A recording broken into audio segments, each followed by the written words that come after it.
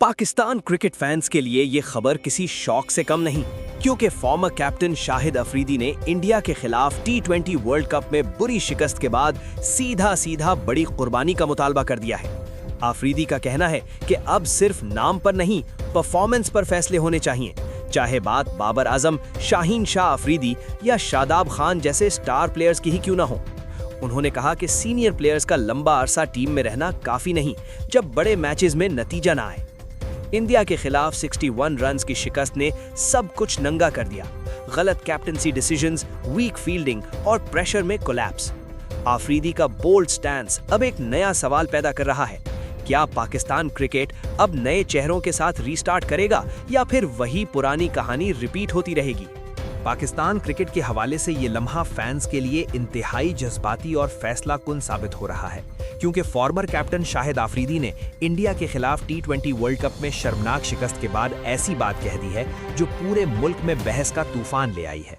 अफरीदी का कहना है कि अब सिर्फ बड़े नाम टीम में रहने का रीजन नहीं बन सकते, और अगर परफॉर्मेंस नहीं आ रही तो फिर चाहे वो कितने ही पॉपुलर क्यों ना हो, उन्हें बेंच करके नए और एनर्जेटिक प्लेयर्स को मौका देना चाहिए। और इसी तनाजिर में उन्होंने सीधा बाबर आजम, शाहीन शाह अफरीदी और शादाब खान जैसे स्टार प्लेयर्स के नाम लिए, जो पाकिस्तान क्रिकेट का चेहरा समझे जाते हैं। लेकिन अफरीदी के मुताबिक जब बात प्रेशर मैचेस और टॉप टीम्स के खिलाफ परफॉर्मेंस की हो तो ये सीनियर खिलाड़ी एक्सपेक्टेशंस पर पूरे नहीं उतर रहे। इंडिया के खिलाफ T20 वर्ल्ड कप 2024 के मैच में पाकिस्तान को इंडिया के हाथों 61 रन से शिकस्त हुई, और ये सिर्फ एक मैच की हार नहीं थी, बल्कि पूरे सिस्टम पर सवालिया निशान बनकर सामने आई, जहां बैटिंग कोलैप्स, बॉलिंग में स्ट्रैटेजी की कमी और फील्डिंग की गलतियों ने मैच को एक तरफा बना दिया। अफरीदी ने मैच के बाद कहा कि इंडिया इस जीत का पूरा हकदार था, क्योंकि उन्होंने प्लानिंग के साथ क्रिकेट खेली, जबकि पाकिस्तान ने वही पुरानी गलतियां रिपीट की। और सबसे ज्यादा तनकीद कैप्टनसी डिसीजंस पर हुई, खास तौर पर सलमान अली आगा के फैसलों पर, जहां अफरीदी ने सवाल उठाया कि जब टीम प्रेशर में थी तो सही वक्त पर सही डिसीजन क्यों नहीं लिया गया, और क्यों एक इंपॉर्टेंट प्लेयर उस्मान तारिक को 10 ओवर्स तक फील्ड से बाहर बिठाया गया, जबकि टीम को उस वक्त एनर्जी और इम्पैक्ट की सख्त जरूरत थी।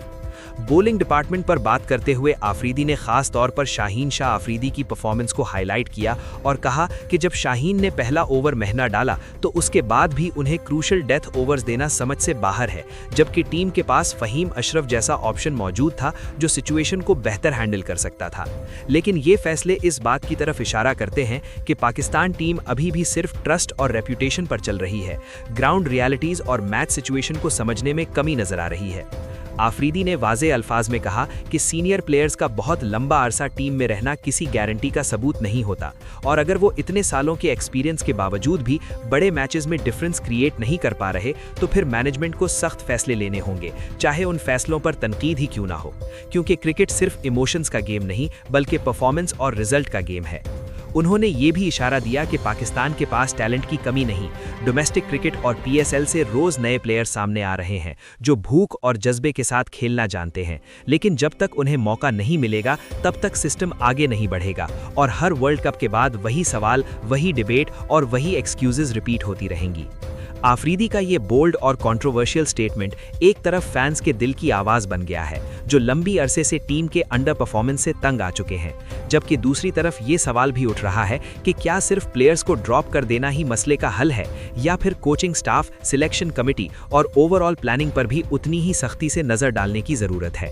लेकिन एक बात बिल्कुल क्लियर हो चुकी है कि इंडिया के खिलाफ इस शिकस्त ने पाकिस्तान क्रिकेट को फिर से क्रॉस रोड्स पर ला खड़ा किया है, जहां या तो पुराने स्टार्स पर भरोसा बरकरार रखा जाएगा या फिर शाहिद अफरीदी के मशवरे पर अमल करते हुए एक नया, फियरलेस और यूथ बेस्ड चैप्टर शुरू किया जाएगा। और अब ये फैसला सिर्फ सिलेक्टर्स का नहीं बल्कि पूरी नेशन के फ्यूचर क्रिकेट का फैसला बन चुका है।